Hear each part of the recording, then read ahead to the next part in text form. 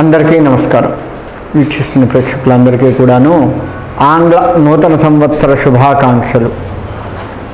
మనకి సాధారణంగా వచ్చే ఆలోచన ఏంటయ్యా అంటే, ప్రతి సంవత్సరంలాగానే లేదు గత సంవత్సరంలాగానే ఇప్పుడు కూడా అనేక రకాల కష్టాలతో కూడుకొని ఉంటున్నామా, లేక ఈ సంవత్సరం నుంచైనా మన భవిష్యత్తు బాగుంటుంది, అనుకున్న పనులు అవుతూ ఉంటాయా, ఇలాంటి ఆలోచనలు.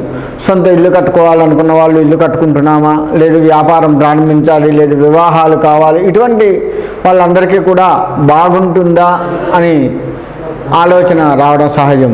కాబట్టి మన ఈ ప్రేక్షకులందరికీ కూడాను ఈ 2025వ సంవత్సరం మొత్తం కూడాను జనవరి నుంచి డిసెంబర్ వరకు కూడాను అన్ని రాశుల వారికి, ద్వాదశ రాశుల వారికి కూడా ఎలా ఉంటుందో మనం తెలుసుకుందాము. మిథున రాశి. మిథున రాశి వారికి గురుడు శని ఇద్దరు కూడా పాపులవుతున్నారు. రాహు కాస్త అనుకూలంగా ఉన్నాడు. ఈ రాశి వారికి కాస్త అంతంత మాత్రంగా కనపడుతున్నప్పటికీ ముందుకు సాగటం మంచిది. వీరి పరిస్థితి ఎట్లా ఉంటుందంటే, ఇదే ముందులే అనుకుంటూ ఉంటారు, కానీ అక్కడే పప్పులో కాలేస్తారు. ఇదే ముందులే అనుకుంటూ దాన్ని నిర్లక్ష్యం చేస్తారు.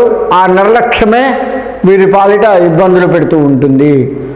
కాబట్టి అటువంటి నిర్లక్షణ ధోరణి ఈ రాశి వారు తీసివేసుకుంటే మంచిది.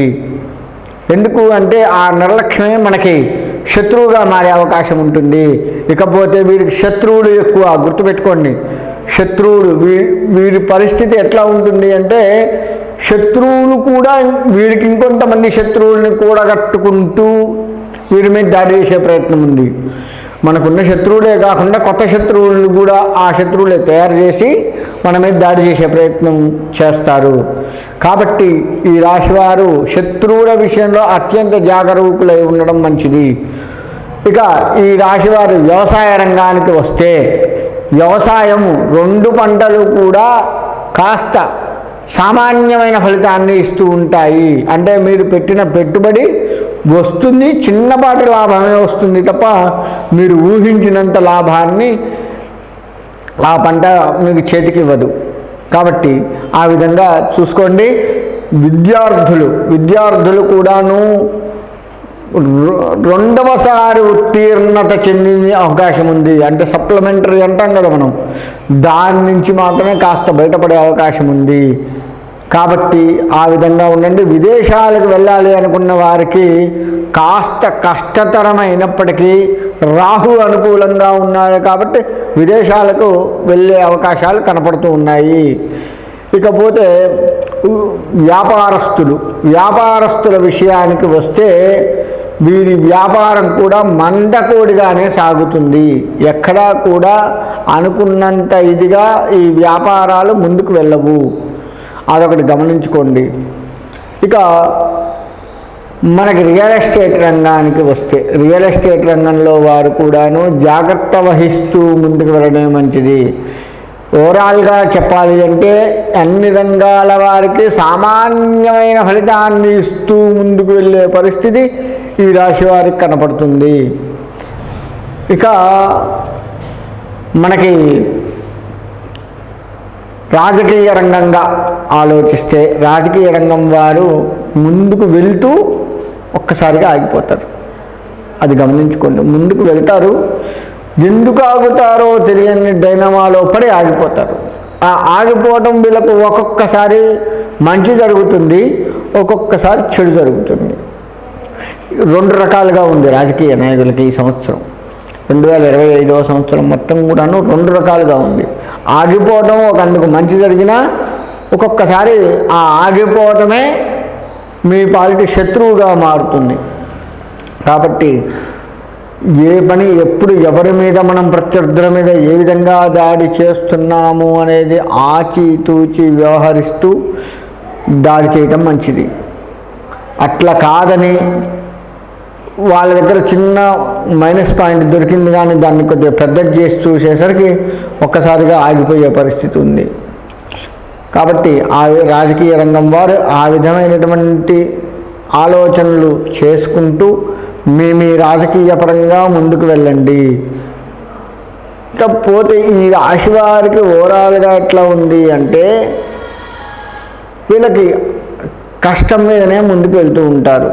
ఒక రకంగా చెప్పాలి అంటే కొంత కష్టం మీదనే ముందుకు వెళ్తూ ఉంటారు. ఉద్యోగపరంగా లెక్క వేసుకుంటే ఉద్యోగులకు బదిలీలు అయ్యే సూచనలు కనపడుతూ ఉన్నాయి. బదిలీలు అయినప్పటికీ అక్కడ కూడా సామాన్యమైన ఫలితాన్ని చూస్తారు తప్ప బదిలీ అయ్యావు ఇక్కడి నుంచి మనం బయటపడ్డాం, అక్కడన్నా కాస్త బాగుంటుందేమో, ఇంతకంటే హాయిగా ఉంటుందేమో, కొత్త పరిచయాలు, కొత్త వాతావరణం, హాయిగా ఉంటుంది, ఇందులో నుంచి అయితే బయటపడ్డాము ముందు అనే ఆలోచన మీరు చేస్తుంటారు. కానీ అక్కడ కూడా యాజ్ ఇట్ ఈజ్గా సామాన్య ఫలితం వస్తుంది తప్ప మీరు అనుకున్న మంచి ఫలితం రావడం అనేది కొంత కష్టతరంగా కనపడుతూ ఉంది. కాబట్టి మీరు ఈ రకమైన ఆలోచనలు చేసుకుంటూ ఉండండి. బదిలీలు అయినా కానీ మీకు మంచి జరగాలి, మంచి జరుగుతుంది అని ఆశిస్తూ ముందుకు వెళ్ళండి. శుక్రుడిని బాగా ఆరాధించండి. శుక్రగ్రహాన్ని బాగా ఆరాధించినట్లయితే మీకు సంఘంలో పేరు ప్రతిష్టలు వచ్చే అవకాశం ఉంది. అమ్మవారిని కూడా ఆరాధించండి. ఏ అమ్మవారైనా కానీ దుర్గాదేవి కావచ్చు, లలితాదేవి కావచ్చు, వారాహిదేవి కావచ్చు, ప్రత్యంగరాదేవి కావచ్చు, ఏ దేవత అయినా సరే స్త్రీమూర్తి దేవతలను కనుక మీరు ఆరాధిస్తూ ఉన్నట్లయితే ఆ అమ్మవారు మిమ్మల్ని కాస్త పైకి ఉంచే ఆలోచన కనపడుతుంది. అమ్మవారినే శరణ వేడండి. దాంతోపాటు రాహువుని కూడా మీరు మంచి చేసుకోండి. రాహువుకు సంబంధించినటువంటి జపాలు, పూజలు, వ్రతాలు లాంటివి చేసుకుంటూ ఉండండి. రాహువుకు సంబంధించి ఏది ఎంత చేసుకుంటే అంత మంచిది. ముఖ్యంగా మీరు బయటికి ఏదైనా ముఖ్య కార్యం చేయాలి తప్పదు అనుకున్నటువంటి వారు, ఈ రాశి వారు శుక్రవారం నాడు మొదలు పెట్టండి. శుక్రవారం నాడు కనుక మొదలుపెట్టినట్లయితే కాస్త మంచి జరిగే అవకాశం ఉంది. మరెవరికైనా డబ్బులు ఇవ్వాలి అంటే శుక్రవారం నాడు ఇవ్వకూడదు కదా అంటాం, కానీ ఈ రాశి వారికి తప్పదు.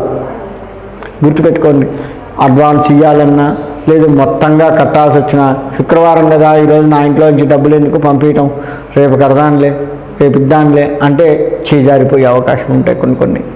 కాబట్టి శుక్రవారం నాడు మీరు అమ్మవారిని వేడుకుంటూ, అమ్మ నాకు ఇది తప్పట్లేదు, నా దగ్గర ఉన్న నిన్ను ఇంకొకళ్ళ చేతిలో పెట్టవలసి వస్తుంది, నన్ను క్షమించు తల్లి అని అమ్మవారిని వేడుకుంటూ ఆ అడ్వాన్సులు ఏవైతే ఇవ్వాలో అలా ఇచ్చి వేయండి.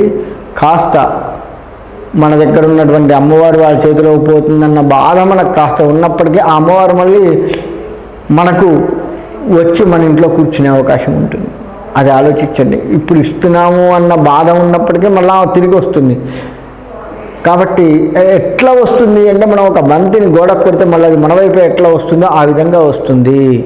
కాబట్టి మీరు శుక్రవారం నియమాలు పాటిస్తున్నారు కాబట్టి అమ్మవారే చూసుకుంటుంది. అమ్మవారికి ప్రీతిగా మీరు పూజలు అవి చేసుకోండి, అభిషేకాలు అవి చేయండి, ఆమె అన్నీ చూసుకుంటుంది. కాకపోతే ఏ పని చేసినా కాస్త ఆచితూచి వ్యవహరించండి.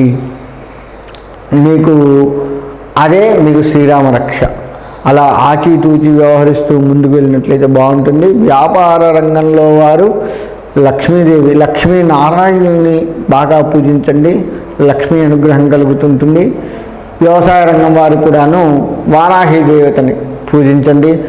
ఆమె కాస్త ఆ భూమిని మనకు అన్ని రకాలుగా పంట చేతికి వచ్చి మనల్ని కాపాడే అవకాశం ఉంటుంది. ఎట్లా చూసినా అమ్మవారి ఆరాధన, శుక్రుడి ఆరాధన చేస్తూ ఈ రాశివారు కాస్త ముందుకు వెళ్ళటం వల్ల వీళ్లకు ఇప్పుడు నేను చెప్పిన ఇబ్బందుల నుంచి బయటపడి సుఖంగా ఉండే అవకాశం ఉంటుంది. కాబట్టి అందరికీ కూడాను అమ్మవారి ఆశీస్సులు ఉండాలి అని కోరుకుంటూ సెలవు తీసుకుంటాను.